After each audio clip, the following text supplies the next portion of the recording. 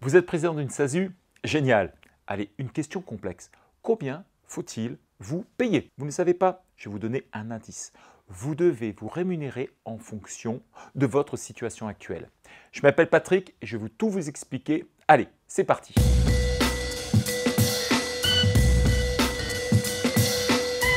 Pour commencer, je rappelle qu'un président de SASU n'est pas complètement un salarié.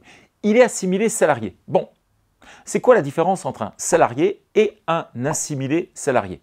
Un salarié touche de l'argent via un bulletin de paye comme un président. Un salarié cotise aux caisses de retraite et de prévoyance comme un président. Un salarié dépend du régime général de la sécurité sociale comme un président. Un salarié est protégé au niveau de Pôle emploi et bénéficie d'un salaire minimum et de congés payés. Ce n'est pas le cas d'un président. Plus généralement, un salarié dépend du Code du travail, ce qui n'est pas du tout le cas d'un président. Bref, vous l'aurez compris, être président vous donne une parfaite liberté pour vous organiser comme vous le souhaitez dans votre salaire et dans votre emploi du temps. Regardons ensemble les différentes situations auxquelles vous pouvez être confronté. Commençons par le cas le plus typique de la création de société. Vous ne voyez pas? C'est vous. Vous savez, vous êtes parti de chez votre ancien employeur dans le cadre d'une rupture conventionnelle. Ainsi, vous allez bénéficier de l'ARE, l'aide au retour à l'emploi.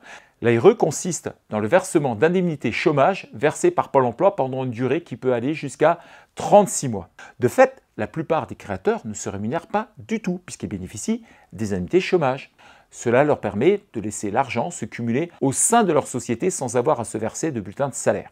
Les autres avantages sont nombreux. Pas de charges sociales pour les sociétés, moins d'impôts sur le revenu pour les dirigeants, les trimestres de retraite sont quand même validés par Pôle emploi. Mieux, vous pouvez même avoir des points supplémentaires pour votre retraite à Agirc-Arrco. Bref, comme les présidents ne sont pas assujettis à un minimum de salaire, personne ne peut les obliger à se verser une somme. Cependant, dans certaines situations, il peut être utile de se donner quand même un salaire. Par exemple, si votre société réalise un bénéfice très important dès la première année, vous pouvez tenter de vous verser un salaire ou bien une prime. Cela va vous permettre de les enregistrer en charge pour réduire votre impôt sur les sociétés. Moins de base imposable égale moins d'impôt sur les sociétés. Bien évidemment, vous allez devoir le dire lors de votre actualisation mensuelle auprès de Pôle emploi. Cela va avoir un impact sur votre ARE qui va diminuer de façon temporaire. Mais en faisant cela, Pôle emploi va également prolonger la durée d'indemnisation, ce qui vous permettra de percevoir la totalité de votre ARE, mais de façon décalée. Par exemple, au lieu de percevoir votre ARE sur 24 mois, vous la recevrez sur 26 mois. L'autre avantage est que vous pouvez bénéficier de l'ACRE qui consiste à réduire le taux des charges sociales pendant les 12 premiers mois qui suivent la création de la société. Donc, en vous donnant un salaire au cours de la première année, vous pourrez utiliser l'ACRE. Je vous invite à ce stade à vous référer à notre playlist Mes indemnités pour en savoir plus sur l'ARE. Étienne vous fait une super démonstration. Voyons ensemble les charges sociales liées à un bulletin de paye. Le coût des charges sociales n'est pas anodin en SASU. Je rappelle qu'un bulletin de salaire se décompose en plusieurs parties. Le salaire brut, les retenues salariales, le salaire net et à côté, les charges patronales. Quand on souhaite 100 € de salaire net, il vous faut payer en plus 86 € de charges sociales en tout. Ces 86 € sont l'addition des retenues salariales et des charges patronales.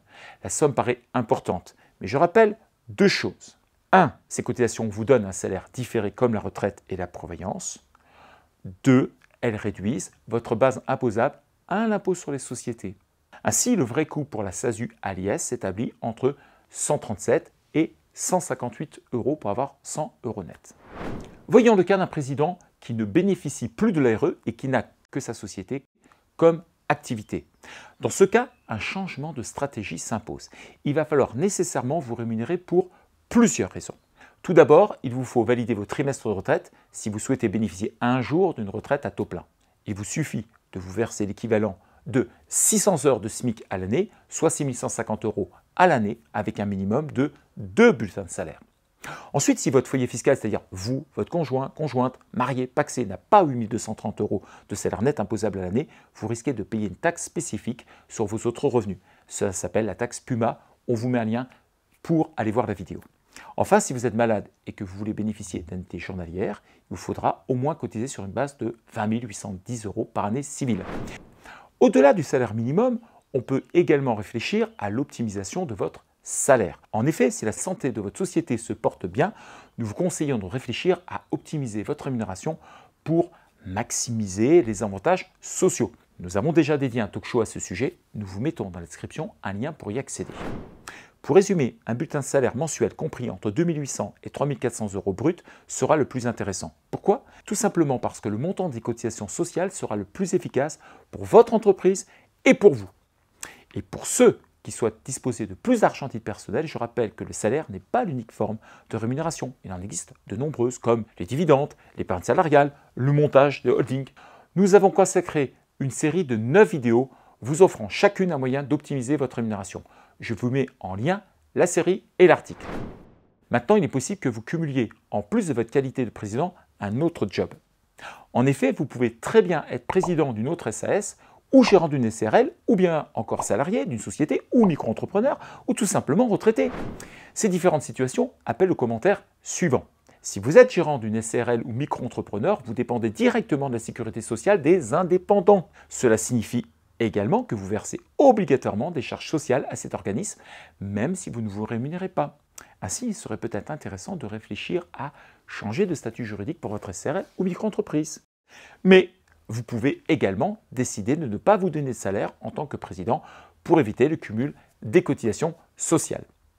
Si vous êtes retraité, le choix devrait notamment se porter sur les dividendes sans rechercher les bulletins de salaire. En effet, les cotisations sociales ne vous apporteront plus du tout d'avantages sociaux. Enfin, si vous avez un travail rémunéré en qualité de salarié dans une autre société, vous devez indiquer à votre employeur les éventuels bulletins de salaire que vous percevrez en qualité de président afin de tenir compte de la répartition de la tranche A et B entre vos deux bulletins de salaire. Généralement, la plupart des présidents ayant un contrat de salarié en plus vont préférer les dividendes.